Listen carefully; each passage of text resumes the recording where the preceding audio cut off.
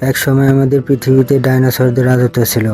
তারা এই পৃথিবীতে রাজত্ব করেছিল যেখানে আমরা রাজত্ব করতেছি। এই দৈত্যাকার বড় বিচিত্র ডাইনোসরগুলি প্রায় 14 কোটি বছর ধরে এই পৃথিবীতে রাজত্ব করেছিল। ডাইনোসরদের হাজার হাজার প্রজাতি ছিল, যেগুলোর মধ্যে কিছু ছিল শাকাহারী, কিছু ছিল মাংসাহারী, কিছু ছিল অনেক হিংস্র, কিছু ছিল অনেক শান্ত, আবার কিছু ছিল অনেক ভয়ঙ্কর। তবে ডাইনোসর ছিল সেই সময়ের সবচেয়ে সফল জীব। যখন এই ডাইনোসরগুলি পৃথিবীতে শান্তিতে বসবাস করছিল, তার প্রায় 10 কোটি বছর আগে থেকে এদের ভাগ্যটি লেখা হয়ে গেছিল। প্রায় 10 কোটি বছর আগে একটি অ্যাস্টেরয়েড টুকরো পৃথিবীর সাথে সংঘর্ষিত হয়।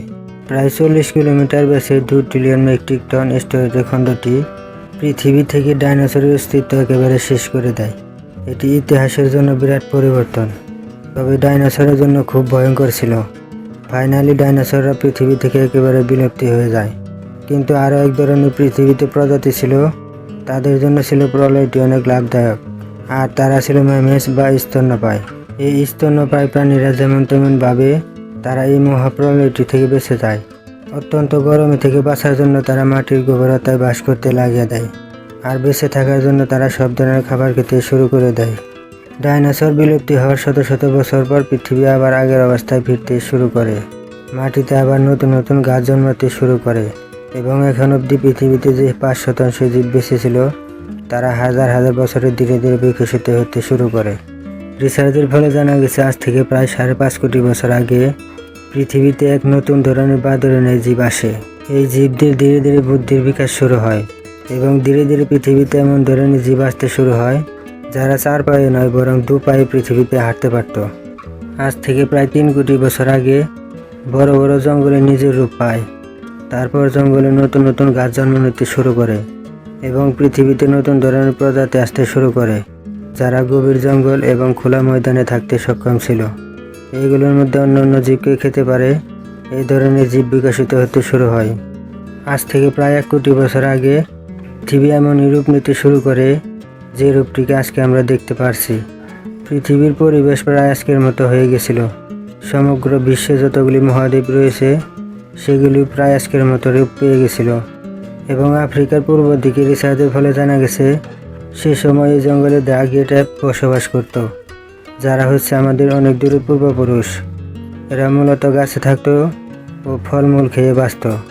শরীরের ওজন বেশি হওয়ার জন্য এরা ঝাঁপ দিয়ে এক গাছ থেকে অন্য গাছে যেতে পারতো না, কিন্তু কখনো কখনো 2 পায়ে হাঁটতেও পারত।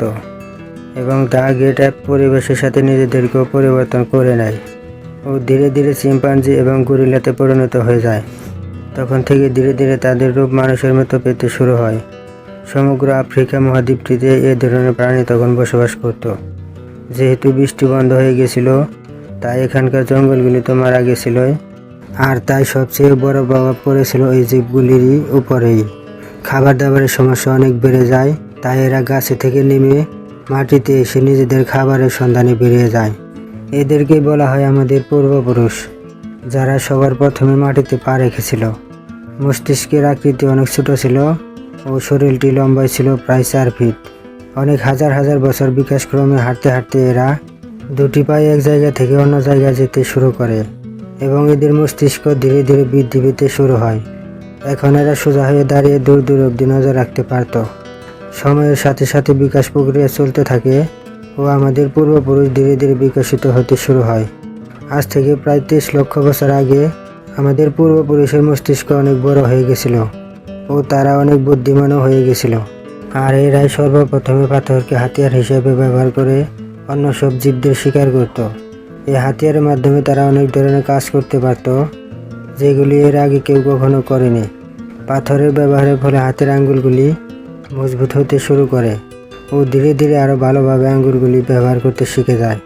আমাদের পূর্বপুরুষরা বড় বড় জীবদের শিকার করতে শুরু করে ও তারা ধীরে ধীরে আগুনের উপর কাবু করতে শিখে যায়। এই আগুনের খোঁজটি ছিল মানব জাতির জন্য সবচেয়ে বড় খোঁজ, কেননা এই আগুন ঠান্ডার সময় গরম রাখত ও রাতের বেলা আলো দিত ও অন্যান্য সব জীবজন্তুদের থেকে বাঁচার জন্য তাদের সাহায্য করত। মানুষের বুদ্ধির বিকাশ হতে হতে তারা পরিবারে থাকতে শুরু করে। তারা মাংসকে পুড়িয়ে খেতে শুরু করে দেয়, যার ফলে মাংসটি অনেক নরম ও খেতে সুবিধা হয়। তাই বেঁচে থাকার শক্তি উঠতে থাকে মানুষের মস্তিষ্কে। যার জন্য মস্তিষ্ক অনেক বড় হয়ে যায়। আজ থেকে প্রায় 2 লক্ষ বছর আগে আজকের মানুষেরা নিজের রূপ পেয়ে গেছিল। আমাদের গায়ের গঠন, চুলের ও চামড়ার রং বিভিন্ন জায়গার অনুযায়ী পরিবর্তন হতে শুরু করে। আজ থেকে 1 লক্ষ বছর আগে মানুষেরা সব জায়গায় যেতে পারত। আমাদের কাছে বলিষ্ঠ হাত এবং হাতের মধ্যে হাতিয়ার থাকত। আমরা কথা বলতে পারতাম ও আগুনকে কাবু করতে পারতাম। তাই আফ্রিকা থেকে বেরিয়ে তারা সমগ্র পৃথিবীতে ছড়িয়ে যায়। এক মহাদ্বীপ থেকে অন্যান্য সব মহাদ্বীপে আমরা বসবাস করতে শুরু করে দেই। তখনকার সেই কঠিন সময়েও মানুষ কিভাবে বেঁচে থাকতে হয় সেইগুলির আবিষ্কার করে নিয়েছিল, যার ফলে মানুষের বিকাশ ক্রমান্বয়ে এগোতে থাকে ও আমরা অনেক বুদ্ধিমান হয়ে যাই এবং সব ধরনের পরিস্থিতি অনুযায়ী আমরা আমাদের পরিবর্তন করে নেই।